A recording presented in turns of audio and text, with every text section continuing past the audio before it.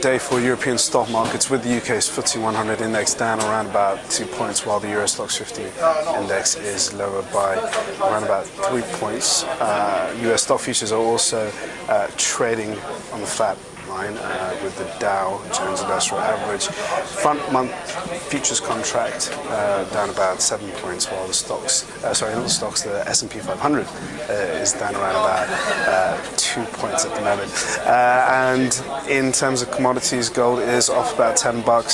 In the FX space, the dollar is gaining some ground against its rivals, while in peripheral bond markets, both Spanish, Italian, and also Portuguese bond yields are a little wider. Good morning, I'm Ishaq, Siddiqi, and welcome to your Daily Market Bite. I'm going to give you a quick idea of what's going on in financial markets today. So yesterday we had two kind of key events from the US which is influencing price action today. Like I said, we're flat, and the reason for that is because, one, we had a very strong ISM services report from the US, beating expectations and suggesting that a recovery in the US services sector is in full train. Now, with the recovery for the services sector, it's a key driver for US economic growth. It's one of the reasons why the US economy is showing robust signs of recovery going forward, and the fact that we are seeing an improvement on this side really does build hope that the US may be on a sustainable path now.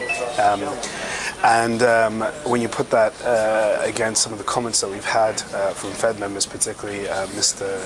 Dudley from the Fed, a colleague of Chairman Ben Bernanke, he yesterday said that the Fed may be close to unwinding asset purchases, given the fact that the unemployment rate is has now edged down to 7.4%, suggesting that the Fed may start looking at tapering quantitative easing as early as September. Now, we got a bit of confusion given the fact that the unemployment report that came out last week was somewhat mixed.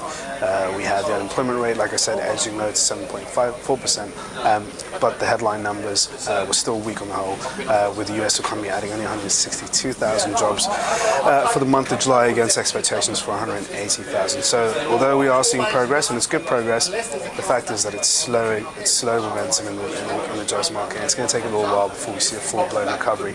That said, that hasn't really kind of left markets none the wiser about what the Fed's going to do next. Will it taper in September, or will it not taper in September? That's the key question the market's currently asking, and would prefer some guidance from the Fed, but we're not going to get that until the next meeting as Federal Reserve members who may be speaking.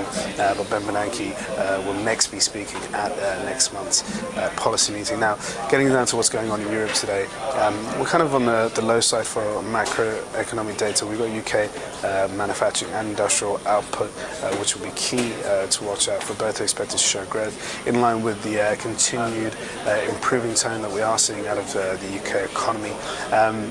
And when it comes to what we're looking forward to for the rest of the session, again, very thin on the corporate side. From the US, the earnings season out in the US is now coming to an end, and the full focus remains on the earnings season in Europe, which is continuing.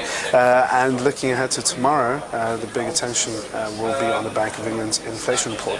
Anyway, that's all for your Daily Market Bite. Thanks for watching, and tune in for another one tomorrow. Cheers.